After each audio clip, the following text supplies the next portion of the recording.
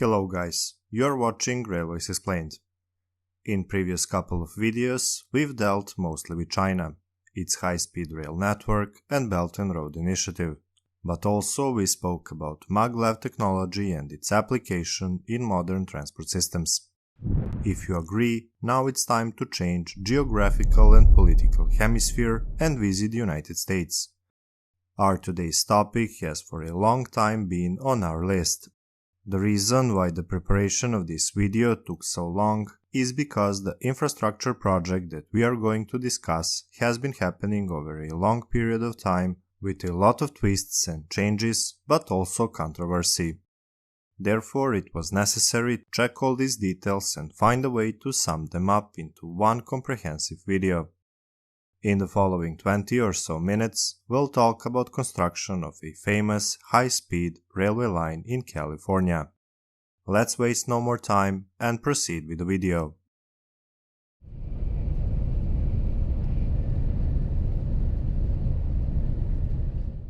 California has been evaluating the potential of constructing a high-speed rail line for almost 4 decades. The state first pursued the idea of a Shinkansen-style Southern California high-speed railway line, which was initiated by private firm American High-Speed Rail Corporation. In 1981, this company started negotiations with relevant authorities and even launched activities related to obtaining required documentation. However, by 1984, it was all stopped, officially due to lack of financial resources.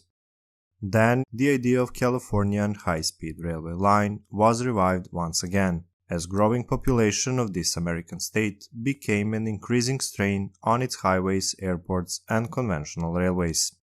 At federal level, as part of the High-Speed Rail Development Act from 1994, Californian high-speed railway line was identified as one of 5 priority corridors within the U.S. high-speed rail planning. This time, the planned route linked the major metropolitan areas of San Diego, Los Angeles, San Francisco Bay, and Sacramento via San Joaquin Valley. A year before, the California legislature created the Intercity High-Speed Rail Commission, which was charged with determining the feasibility of construction of such corridor, and in 1996, the commission issued a report that concluded that such project was feasible. Also in 1996, the California High-Speed Rail Authority, or let's just use the term Rail Authority, was established in order to begin formal planning and preparation of a ballot measure. Ballot measure in the United States is some form of referendum, where a piece of proposed legislation is put on a public vote in order to get either approval or rejection by the public. In the year 2000, the detailed study was conducted and project proposal was finally shaped, in the form as we know it today. The ballot measure was scheduled for 2004 general elections, but the state legislature voted its withdrawal. Finally, after more than a decade since the initial proposal, the project received voters' approval in November 2008. On a ballot measure in what was called the Proposition 1A, with the support of 53%, the public approved issuing of $9.95 billion for the future high-speed rail line.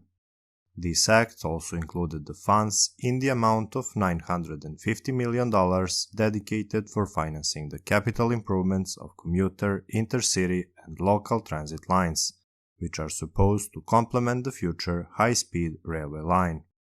Of course, Proposition 1A and legislation that followed also set some standards and performance levels that the future project should meet.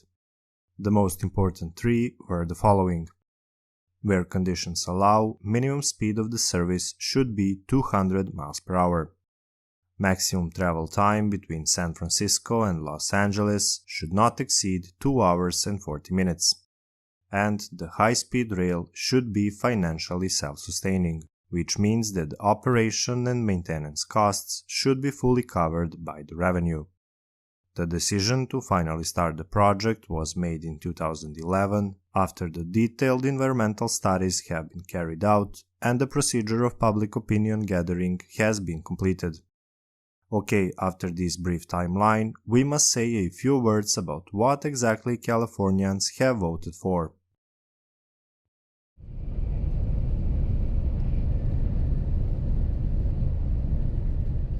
The project of construction of Californian high-speed rail is actually divided into two phases.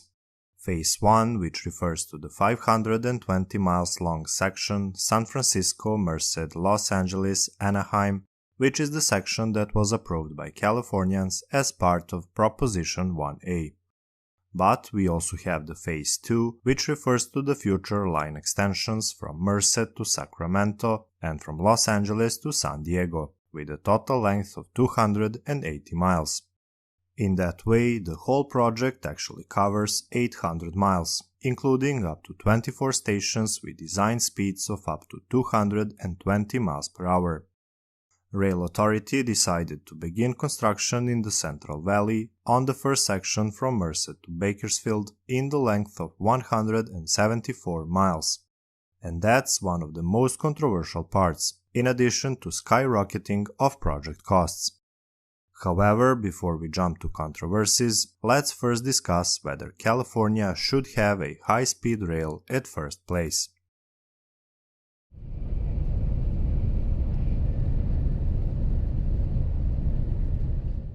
Successful introduction of high-speed rail services requires satisfying a certain set of preconditions. Among most important is the one which says that high-speed corridors should be located between large urban areas with strong traffic flows, spaced ideally between 100 and 500 miles. Distances below 100 miles are best covered by car or conventional rail, while distances above 500 miles are best covered by the airplane.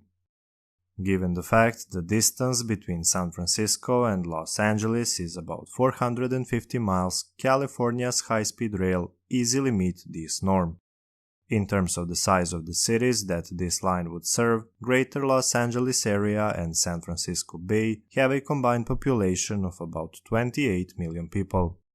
Traveling from San Francisco to Los Angeles by plane usually takes less than an hour. But if you take into account door-to-door travel times, which include travel times to and from the airport, check-in and security procedures, the travel time between these cities becomes more like 5 hours. In spite of all inconveniences, Los Angeles-San Francisco corridor is one of the busiest short-haul flight corridors on the planet, and by far the busiest in the United States.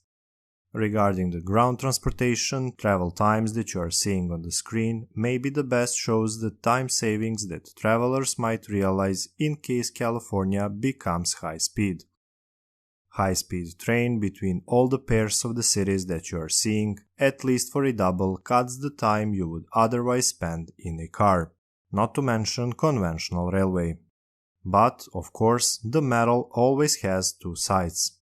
Some argue that California lacks geography, demographics, and even cultural tradition that all played a significant role in countries like France, Germany, and Japan, which to a certain degree made their high-speed trains economically viable.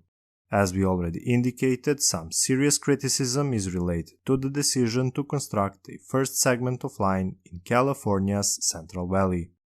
The reason for this is the fact that the cities along this segment are relatively small and unlikely to generate any significant amounts of traffic. This is even more problematic if you take into account that the financial arrangement which would ensure financing of the complete project simply does not exist. Even the selected route to connect LA and SF is sort of debatable. Some argue that politicians, in order to fulfill campaign promises and enable access to high-speed rail to certain cities, influence the route to change its most reasonable course. Also, the lack of political support is obvious, public opinion is divided, and private investors lost their interest, which are all essential for any project of this caliber. At the end, maybe the most significant argument against this project is related to the project costs, which are, according to some, simply too expensive. And furthermore, the prospects of finding money which would cover complete projects are not that good. But before you draw a conclusion, let's first take a deeper dive.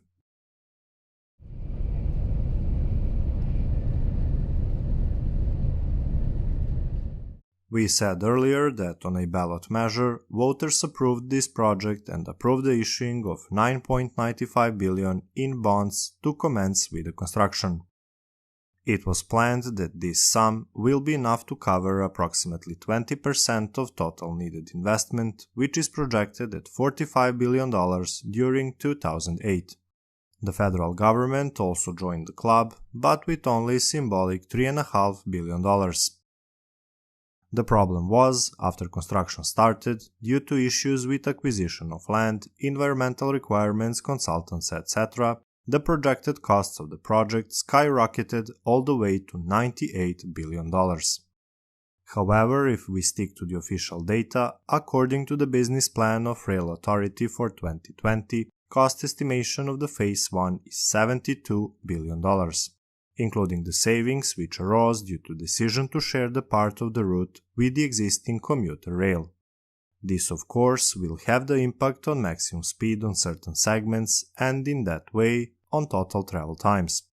In addition, besides state and federal government, Rail Authority secured certain amounts of money from the so-called cap-and-trade funds. The cap-and-trade program is basically a program that creates a powerful economic incentive for significant investment in cleaner, more efficient technologies. 25% of annual cap-and-trade funds went for the purpose of this high-speed project, and in that way, as of December 2019, Authority received $3.2 billion. In addition, Rail Authority assumes that cap-and-trade funds will in future provide between $500 and $750 million each single year. Now, if you put all we said onto one pile, between now and 2030, Rail Authority can count on a budget between $20.6 and $23.4 billion US. While this amount of funding is considerable, it is still far from enough to complete the Phase 1 of the project.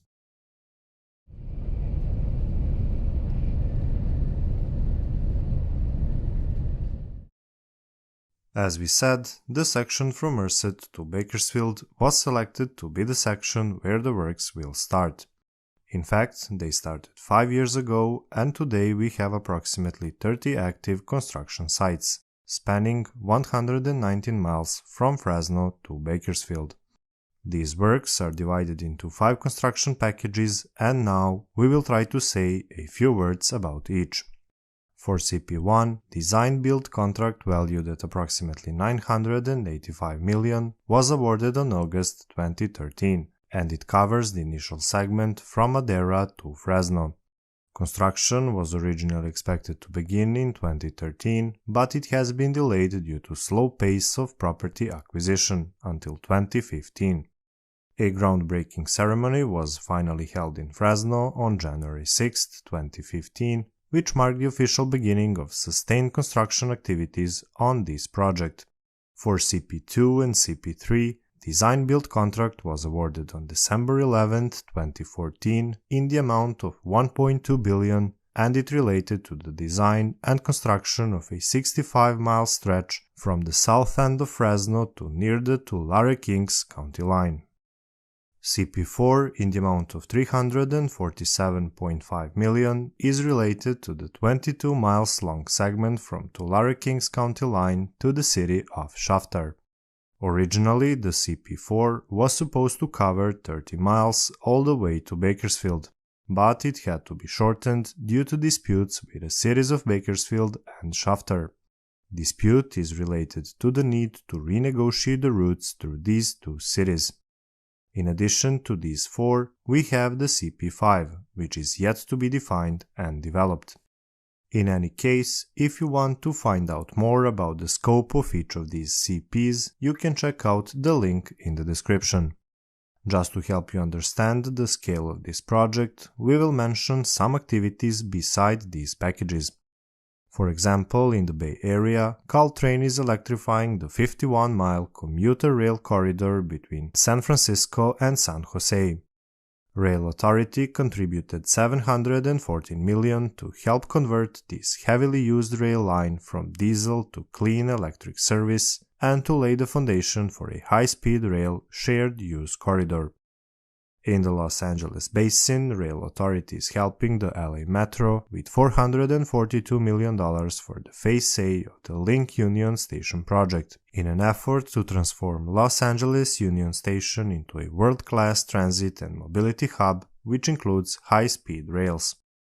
We are not going to discuss current progress of works, bearing in mind that construction sites are not continuous and they span over, as we said, 30 different places. If you still want to know more, Rail Authority has a fantastic site where you can find all the details that you might need. For today's video, let's just have a look into the deadlines from Rail Authority's biannual reports.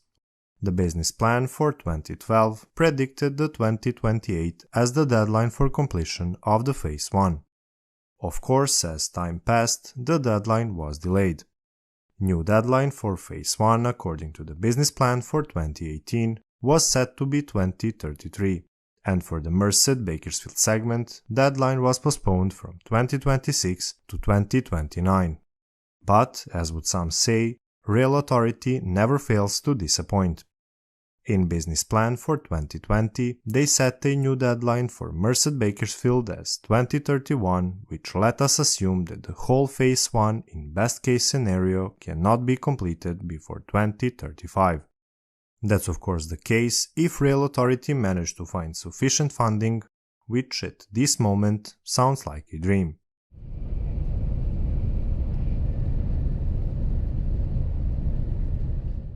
Now, before we come to a conclusion, let's at least try to give you an insight into the million-dollar question.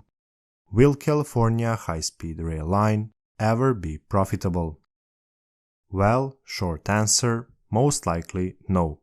According to strict definition of profitability, this project will hardly ever pay off, just like in case of most high-speed projects anywhere else on the planet. If that answer works for you, you can stop the video here. If you want to hear the but part, you are on the right track. In search for the answer, we again reached out to Authority's business plan for 2020. It gives some data about ridership and forecasted revenue for each year from 2033 to 2060. The applied model has 3 scenarios, or simply put, it gives data for high, medium, and low ridership and revenue. We decided to stick with the data for medium scenario. So, for the first year of operation of Phase 1, it is expected to have about 12.1 million transported passengers and a revenue of $1.2 billion. After 12 years, for example, model forecasted ridership of 40.5 million passengers and a revenue of $5.3 billion. On the other side, estimated costs of operation and maintenance for the first year of operation are expected to be $770 million.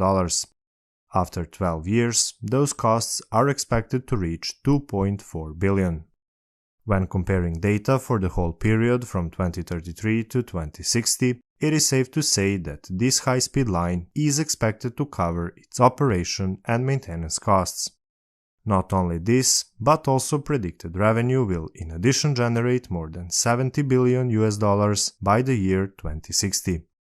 That might be enough to cover even the investment costs of the project, of course, in case they remain on this level.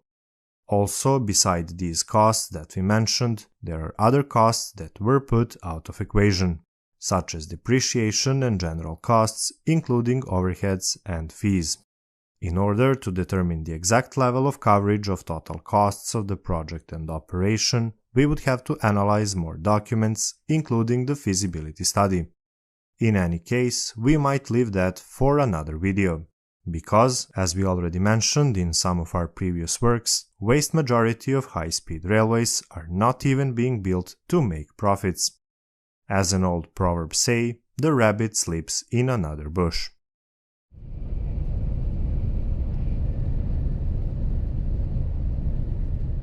For the end of this video, we could talk about the requirements and issues related to environmental protection, land acquisition, and property rights. We could also discuss poor management, endless lawsuits, profitability issues, and many other things. But we won't. It's all already well known. Actually, we are thinking to draw attention to something other. we said that current projected funds for this project are somewhere between $20.6 and $23.4 billion. And yes, we all know this is far from enough. The state of California provided all but $3.5 billion which were obtained from federal government.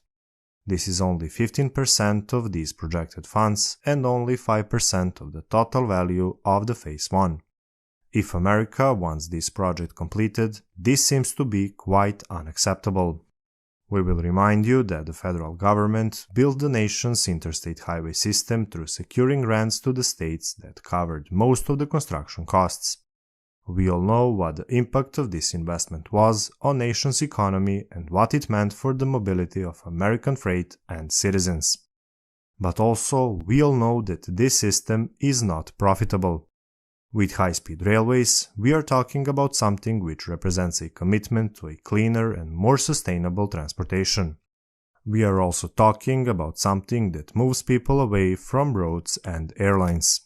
We are talking about something which will reduce congestion and boost productivity. And we are talking about something which might reduce US dependence on foreign oil, increase economic activity, and at the end, create additional jobs.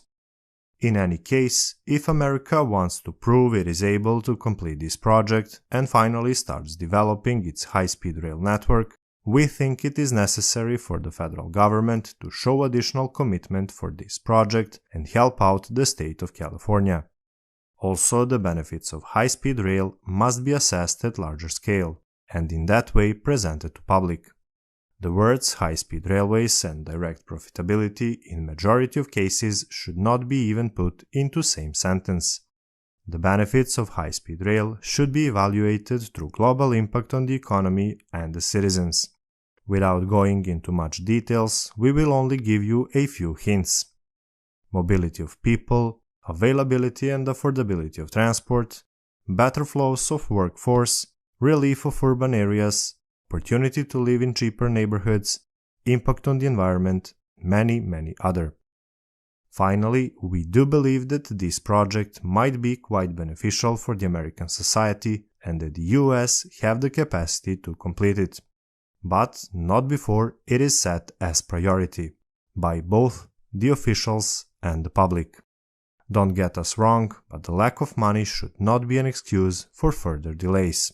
If you allow us to make such comparison, the value of this project is only 1/10 of the US military expenditure in Afghanistan from 2001 to 2019, which, according to the US Department of Defense, was $778 billion. This was Railways Explained. Until the next time, goodbye.